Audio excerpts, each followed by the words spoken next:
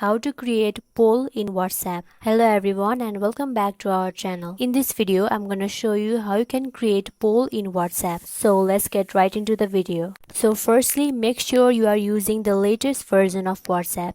To check that, launch your Play Store or App Store. At the top, you will see the search box.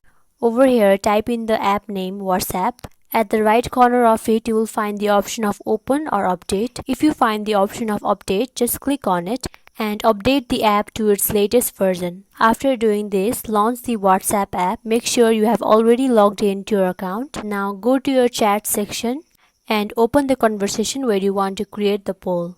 Once you open up the conversation, at the bottom left corner, you can find the plus icon. Click on it.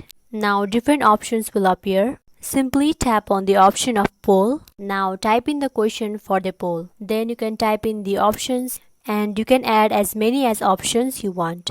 Now if you want to allow multiple answers, toggle on for this option. If you don't want, then you can toggle it off. After doing all this, lastly tap on send. With that, you have just created the poll and you have sent the poll. Now the person in the conversation can reply to the poll. To view the answer, you can click on the option of view boards. So that is how you can create poll in WhatsApp.